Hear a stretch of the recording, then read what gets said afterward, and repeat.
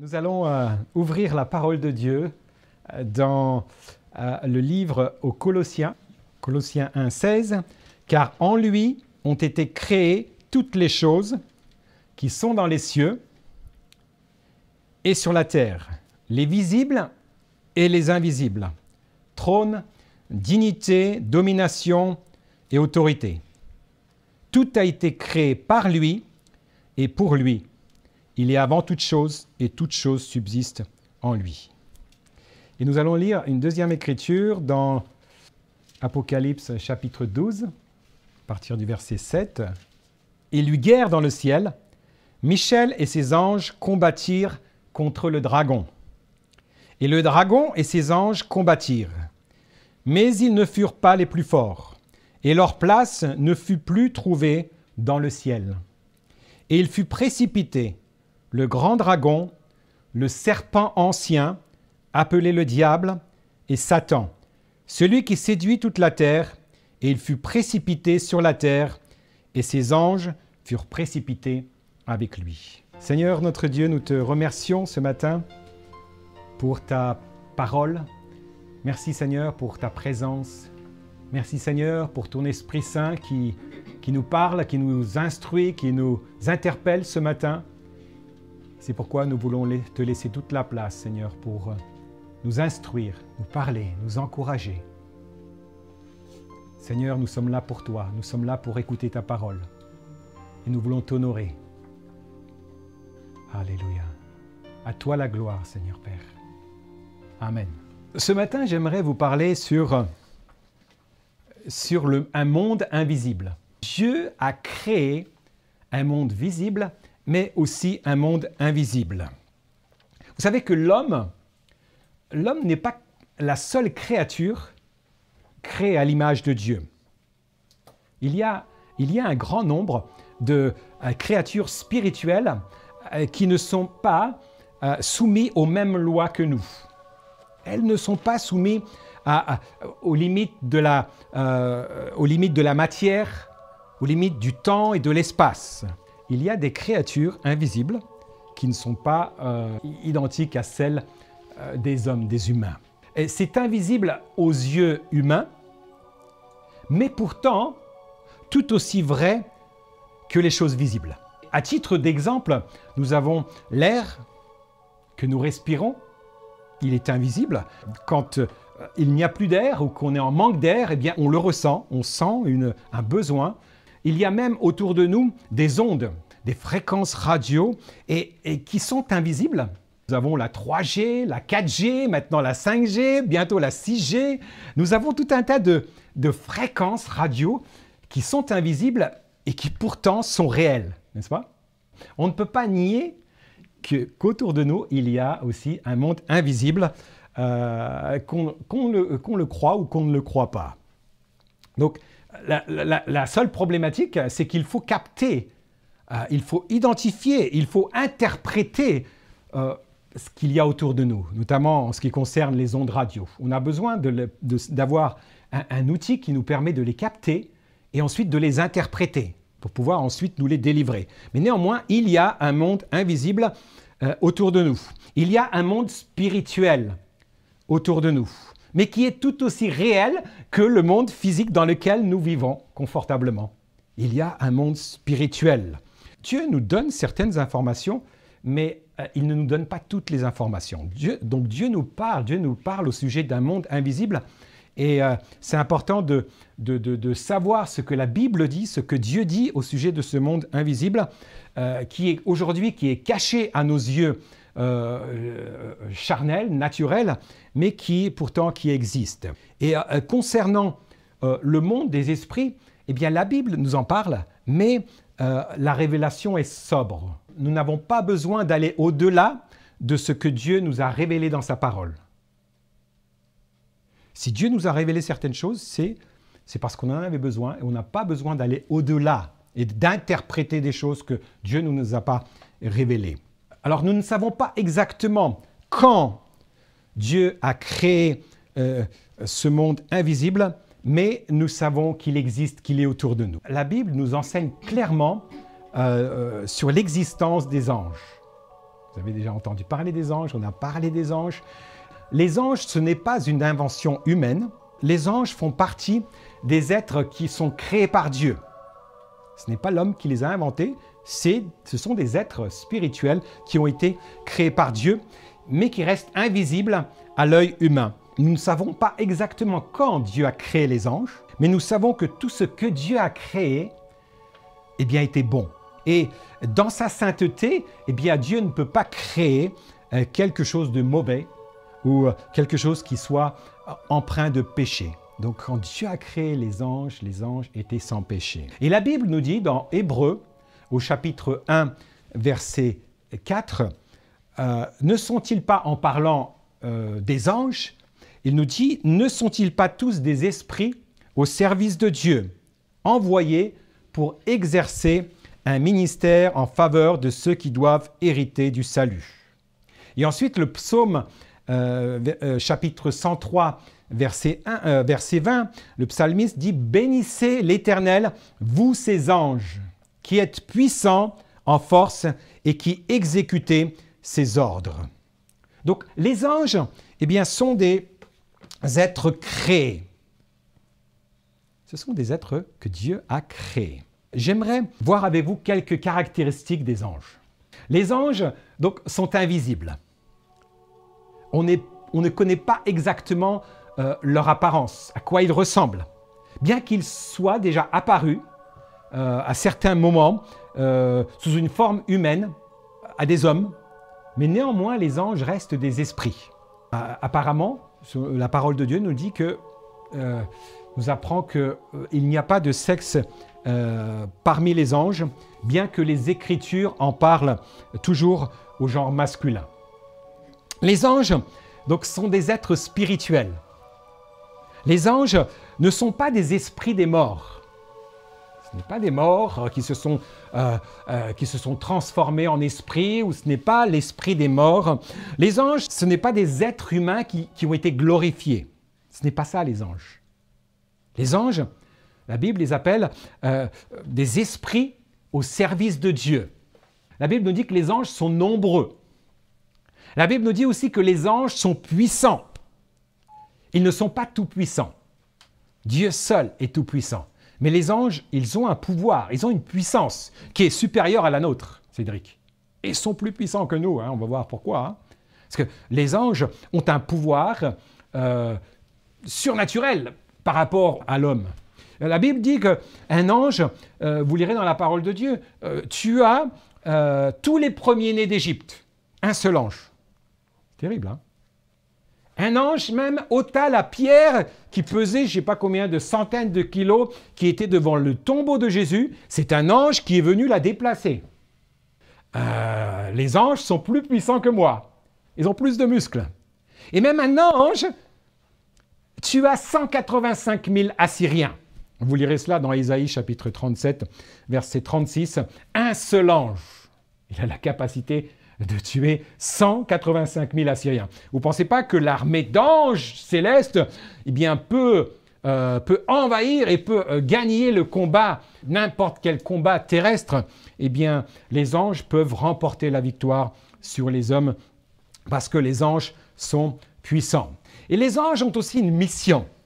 Les anges sont des ambassadeurs d'un royaume spirituel. Ils exécutent les ordres de Dieu, du Créateur, et ils sont soumis. Mais selon les Écritures, mes amis, nous n'avons pas à prier les anges et nous n'avons pas à adorer les anges. Ceux qui enseignent ça, eh bien, c'est une fausse doctrine.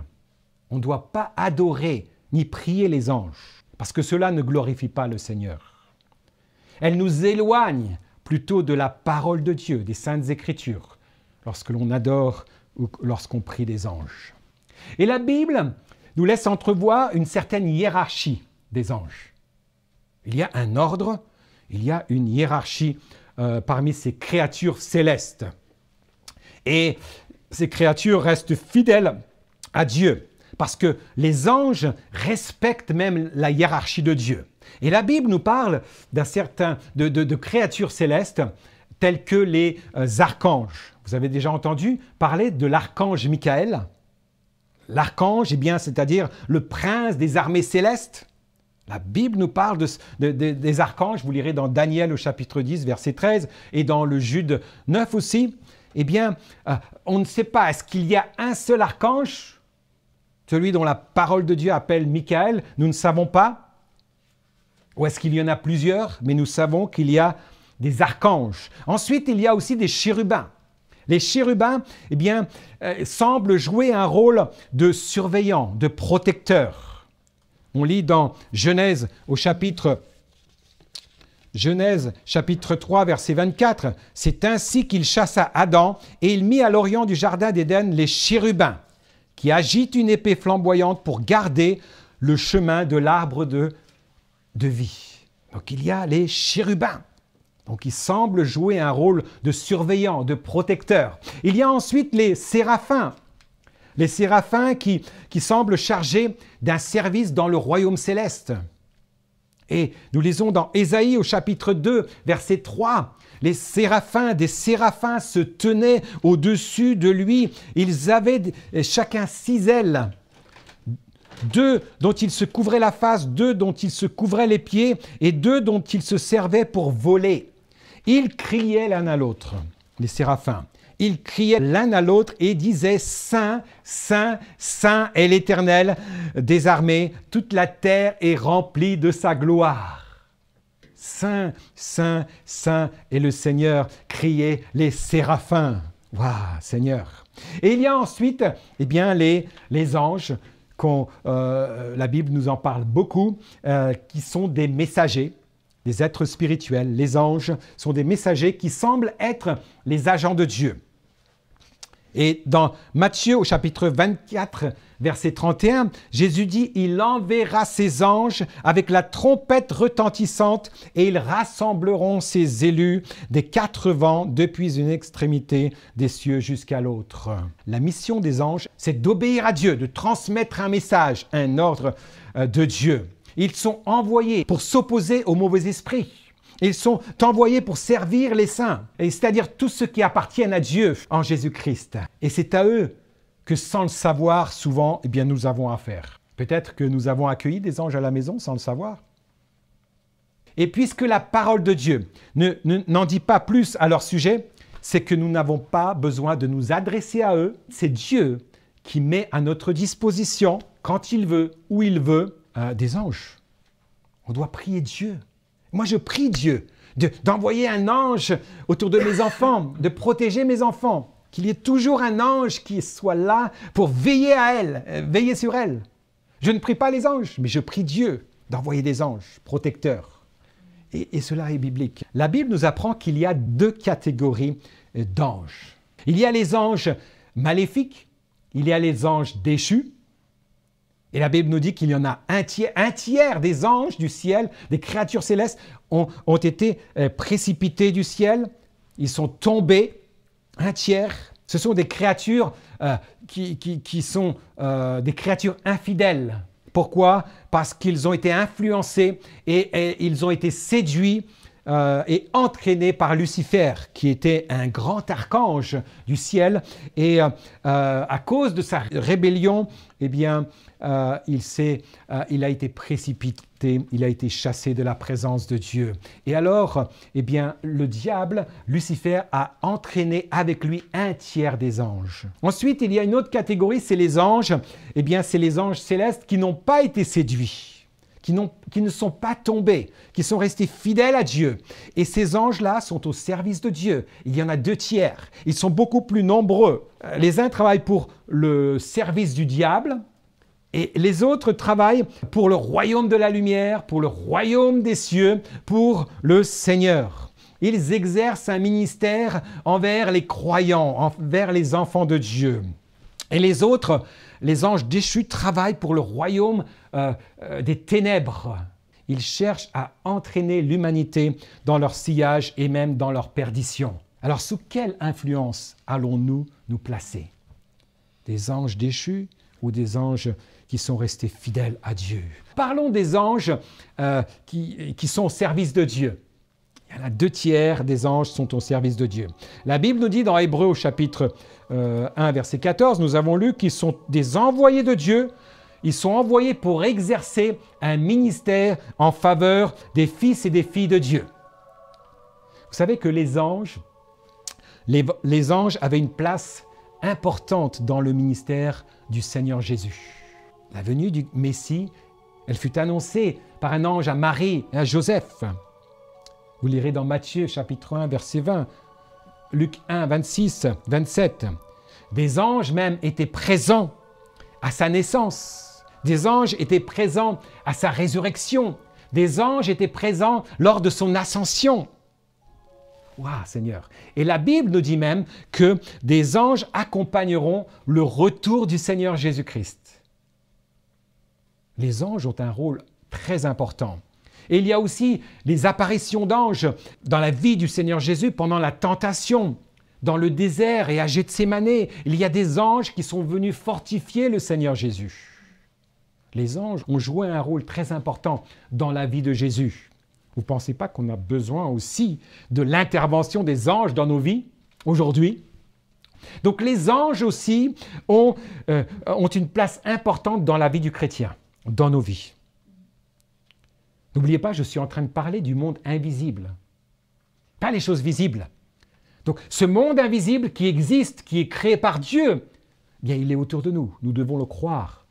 Nous devons le croire, voir ce que la Bible dit. Donc il y a un monde invisible, il y a des anges qui viennent nous soutenir. Et beaucoup d'entre vous, peut-être, si vous réfléchissez bien à votre vie, au passé, à des circonstances, à des situations qui ont fait que vous avez été épargné d'une situation, d'un accident. Mais qui sait s'il n'y avait pas un ange qui était là pour vous épargner, vous détourner de votre route pour que vous ne perdez pas la vie. Il y a des anges qui sont à notre service, on ne les voit pas, mais pourtant ils sont réels, ils sont là. Ils sont là. Et la Bible dit dans le psaume 34 au verset 8 que l'ange de l'Éternel campe autour de ceux qui le craignent et il les arrache au danger. Frères et sœurs, combien de fois j'étais arraché d'un danger? J'ai failli mourir quand j'étais jeune. J'ai failli mourir à plusieurs reprises. Mais que j'étais comme arraché d'un danger imminent. Vous savez, Dieu a envoyé des anges. Dieu a une armée d'anges qui sont là à son service. Ils attendent juste l'ordre de Dieu pour exécuter sa volonté. L'ange de l'Éternel campe autour de ceux qui le craignent pour les arracher au danger. Le psaume 91, verset 11, « Car il ordonnera à ses anges de te garder dans toutes tes voies. » Dieu ordonne à des anges célestes qui sont fidèles à Dieu de vous garder, de vous protéger. Luc 15, 10, de même, je vous le dis, il y a de la joie devant les anges de Dieu pour un seul pécheur qui se repent. Et enfin, eh bien, les anges sont des esprits au service de Dieu qui sont envoyés pour exercer un ministère en faveur de ceux qui doivent hériter du salut. Ils gardent et protègent les croyants. Ils se réjouissent quand un pécheur se repent. Ils exercent un ministère en faveur de ceux qui doivent hériter du salut. Ils sont les messagers de Dieu. Les anges exécutent les ordres de Dieu. Et nous voyons même deux anges qui sont apparus à Marie lorsqu'elle a été devant le tombeau et lorsqu'elle a vu que le corps de Jésus n'était plus là. Elle était en train de pleurer, elle était attristée. Et là, elle voit deux anges vêtus de blanc qui lui apparaissent, qui viennent l'encourager. Encore une fois, la présence des anges. Mais ensuite, alors que Marie se tourne, vous lirez cela dans la parole de Dieu, dans Jean au chapitre 1, verset 12, lorsqu'elle s'est retournée, elle a vu aussi Jésus qui était là. Mais il y avait aussi deux anges qui étaient là. Waouh, Seigneur. Merci, Seigneur, pour tous ces anges. Et vous savez, une des caractéristiques des anges, eh bien, c'est que les anges ne prêchent pas l'Évangile. Dans le livre des Actes des Apôtres, au chapitre 10, verset 30, un ange a dit à Corneille où il devait aller pour trouver un prédicateur qui allait lui annoncer la bonne nouvelle. Mais il ne prêcha pas l'Évangile. L'ange a laissé cela, cette responsabilité, à Pierre pour prêcher la parole, pour prêcher la bonne nouvelle. Donc Dieu n'envoie pas les anges pour prêcher la parole, mais nous avons reçu cette mission. Les anges ne sont pas des pécheurs qui sont sauvés par grâce, mais nous sommes des pécheurs sauvés par grâce. Les anges, n'ont pas été lavés par le sang de Jésus, mais nous avons été lavés par le sang de Jésus. Alléluia. Donc c'est à nous que le Seigneur a confié cette tâche importante et extraordinaire, ce privilège d'annoncer cette bonne nouvelle, d'annoncer les vertus du royaume de Dieu. Il l'a laissé, il l'a confié aux hommes, à toi et moi. C'est notre responsabilité. Ce n'est pas la responsabilité des anges. Moi, j'aimerais bien leur donner cette responsabilité. Va faire ci, va faire ça.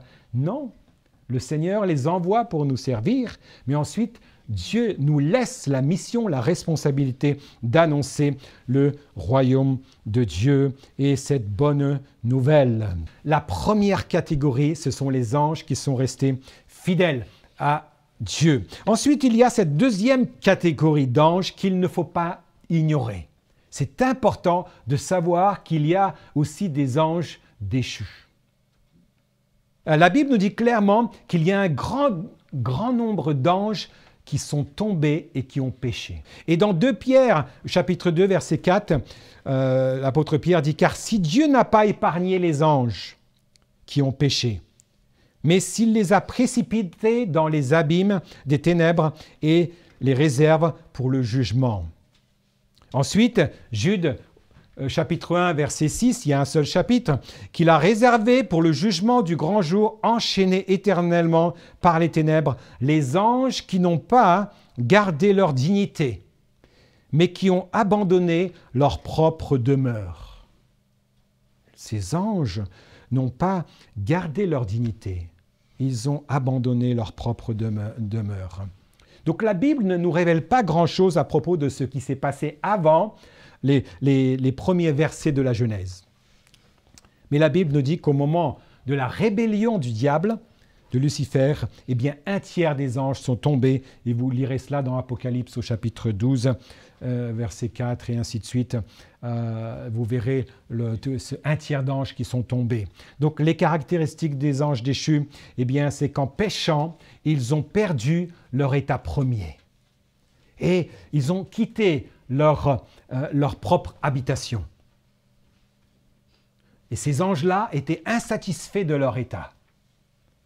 Alors qu'ils avaient reçu la puissance, alors qu'ils avaient reçu une certaine gloire, une certaine dignité de Dieu, ils n'ont pas été satisfaits avec cette position que Dieu leur avait donnée.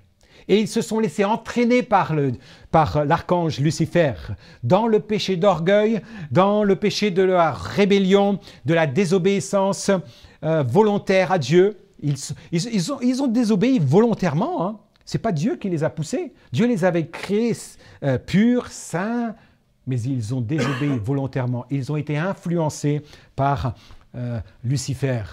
Et ils se sont exaltés. Et ils se sont révoltés contre Dieu lui-même. Alors, vous me direz, mais d'où viennent les démons? On parle souvent des démons, hein? Des démons. La Bible nous parle souvent des démons et nous voyons l'action des démons dans la vie des gens. Et vous savez qu'il n'y a aucun doute que les anges déchus soient ce qu'on appelle les démons. Ces anges qui se sont rebellés contre Dieu au moment de la révolte de Lucifer. Et nous savons aussi, par les dires du Seigneur Jésus, que l'enfer a été préparé pour le diable et pour ses anges. Dans Matthieu chapitre 24, verset 41, ensuite il dira à ceux qui seront à sa gauche, « Éloignez-vous de moi, maudits, allez dans le feu éternel qui a été préparé pour le diable et pour ses anges. » Donc Jésus montre clairement que ces anges appartenaient à Satan. Satan avait des anges à son service. Et ces anges ont été précipités avec le diable, bien sûr, dans le feu éternel. C'est ce que la Bible nous dit. D'autres versets semblent montrer que les anges déchus et les démons sont des synonymes. Ce sont aussi ces démons qui provoquent les possessions. Ce sont ces démons qui provoquent certaines maladies. Ce n'est pas toutes les maladies, mais certaines maladies sont d'origine démoniaque. Vous lirez dans l'histoire de ces démoniaques dans Matthieu au chapitre 9, verset 32. « Comme il s'en allait, voici, on amena à Jésus un démoniaque muet. Le démon ayant été chassé, il y avait un démon, le muet parla. » Une fois que le démon a été chassé, le muet a pu parler. Donc nous voyons là une action démoniaque de ces anges déchus et qui empêchait cet homme de parler. Et la foule étonnée disait « Jamais pareille chose ne s'est vue en Israël. » Mais les pharisiens disaient « C'est par le prince des démons qu'il chasse les démons. » Et nous avons plein d'autres histoires dans la parole de Dieu qui nous parlent de ces possessions démoniaques. Bien sûr, c'est l'œuvre de ces démons, de ces anges déchus. Et ces anges déchus sont derrière tous les phénomènes malsains de la magie, de la magie, du spiritisme ou de l'occultisme. Derrière toutes ces pratiques, il y a des démons, il y a des anges déchus. Contrairement aux anges qui ne sont pas tombés, le travail de ces anges déchus est de faire les œuvres du diable. C'est leur mission. Le diable, le Satan qui veut dire adversaire, l'accusateur, ils sont à son service et ils exécutent, ces anges déchus exécutent les ordres du diable. Et vous savez que l'œuvre du diable, c'est de s'opposer au projet de Dieu, c'est de s'opposer au plan de Dieu. Et vous savez, le plus beau coup du diable, de faire nier sa propre existence et faire nier aussi l'existence des démons, ce qui lui permet d'agir à sa guise et d'entraîner un maximum d'humains dans son sillage. Lorsqu'il arrive à faire accepter qu'il n'existe pas, que les démons n'existent pas. Et vous savez, aujourd'hui, nous pouvons discerner que ces démons sont puissants, ils sont puissamment à l'œuvre.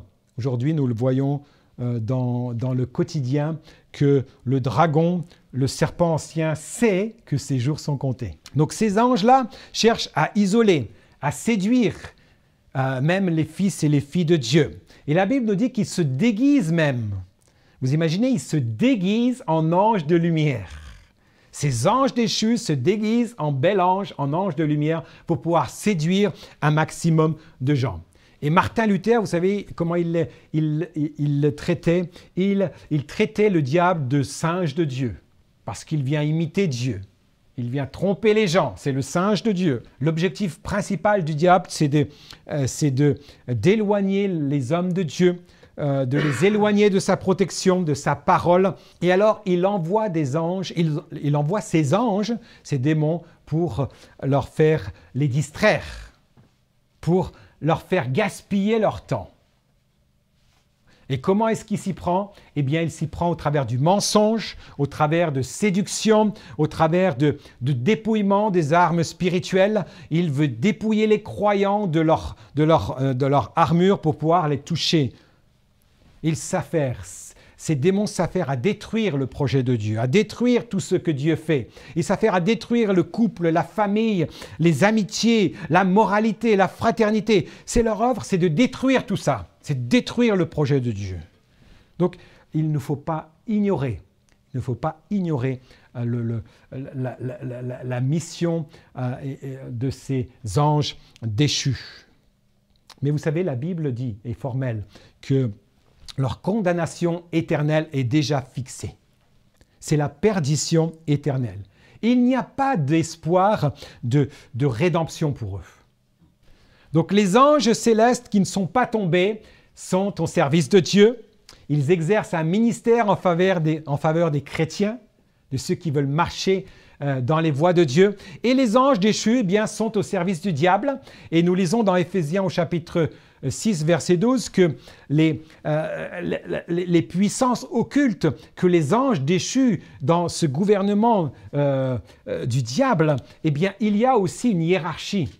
Il y a une hiérarchie, il y a des autorités, il y a des rangs, il y a des dominations, il y a des autorités, il y a des princes de ce monde des ténèbres. C'est ce que nous dit Éphésiens au chapitre 6, verset 12. Donc c'est important de ne jamais l'oublier. Enfin, nous avons lu tout à l'heure dans Apocalypse chapitre 12, versets 7 à 9, qui nous décrit une bataille angélique qui aura lieu à la fin des temps. Michael et ses anges d'une part, et le diable et ses anges de l'autre part. Mais ce sont Michael et ses anges qui vont remporter la bataille. En conclusion, sous quelle influence allons-nous nous placer? Un enfant de Dieu, pour être prudent, pour ne pas se laisser tromper, séduire et entraîner dans l'œuvre du diable et de ses démons, eh bien, il doit être très prudent. Il doit être vigilant. Alors, comment résister? Comment être épargné? Eh bien sûr, toujours, le croyant doit faire preuve d'humilité. N'oubliez jamais que Lucifer est tombé à cause de son orgueil. L'orgueil précède la chute. Donc, toujours faire preuve d'humilité devant le Seigneur. 1 Pierre 5, 7 nous dit, 5, 6 à 9, « Humiliez-vous donc sous la puissante main de Dieu, afin qu'il vous élève au temps convenable. Et déchargez-vous sur lui de tous vos soucis, car lui-même prend soin de vous. » Et ensuite, il dit, « Soyez sobres, veillez. Votre adversaire, le diable, rôde comme un lion, rugissant, cherchant qui il dévorera. Résistez-lui avec une foi ferme, sachant que les mêmes souffrances sont imposées à vos frères dans le monde. » Restez humble. Restez avec une attitude d'humilité. Ensuite, bien sûr, il est important de connaître les Écritures, savoir ce que Dieu a dit, ce que Dieu dit au sujet des anges déchus, ce que Dieu dit au sujet des anges qui sont restés fidèles au Seigneur. Et la Bible nous dit bien sûr de se soumettre à la volonté de Dieu et pas à la nôtre. Et c'est pourquoi l'Épître de Jacques, au chapitre 4, verset 7, nous dit « Soumettez-vous à Dieu, déjà. Ensuite, résistez au diable. » et il fuira loin de vous. Il est important aussi d'être couvert par le sang de Jésus. Très important pour résister contre ces forces maléfiques, ces anges déchus. C'est d'être couvert par le sang de Jésus. Et Apocalypse chapitre 12, verset 11 nous dit « Ils l'ont vaincu à cause du sang de l'agneau et à cause de la parole de leur témoignage. » Donc nous avons besoin d'être revêtus du nom du Seigneur Jésus, d'avoir accepté le Seigneur Jésus comme notre sauveur personnel, d'avoir accepté son sacrifice, ce sang innocent qui a coulé pour nos péchés, pour être protégés. Alléluia, Seigneur. Et bien sûr, nous ne devons pas prier les anges. Nous ne devons pas adorer les anges, car Dieu seul mérite l'adoration. Dieu seul mérite notre prière. Et enfin, eh bien, nous devons connaître les tactiques et les stratégies du diable et des démons pour leur résister. Et alors que nous allons marcher dans la soumission, dans l'humilité à Dieu, eh bien, nous allons pouvoir discerner les mauvais esprits, discerner les démons et reconnaître les anges qui sont envoyés par le Seigneur. Alors la Bible nous dit que des anges viendront nous servir. Les anges seront envoyés pour nous servir lorsque nous allons nous soumettre à la volonté de Dieu, lorsque nous allons chercher à faire ce qui est bon, ce qui est juste, ce qui est agréable au Seigneur. Alors le Seigneur enverra ses anges et leur donnera des ordres pour nous garder, nous protéger, nous guider en toutes choses, si nous restons fidèles.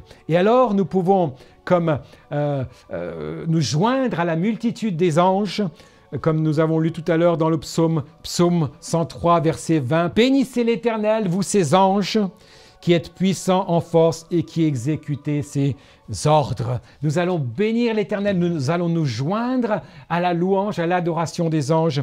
Et alors, les anges, eh bien, vont être là pour nous garder, nous protéger, parce que nous faisons partie des élus de Dieu.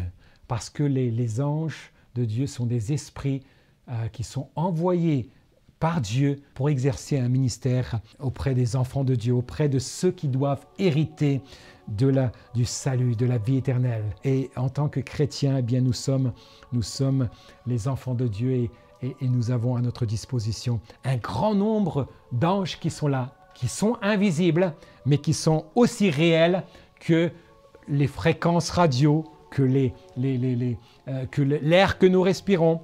Il y a là une multitude d'anges qui sont là pour veiller à ce que la parole de Dieu s'exécute à ce que les ordres de Dieu soient exécutés. Et donc croyons et remercions le Seigneur pour tous ces anges qui sont là en nombre pour veiller à ce que la parole de Dieu s'accomplisse dans nos vies. Donc soyez encouragés.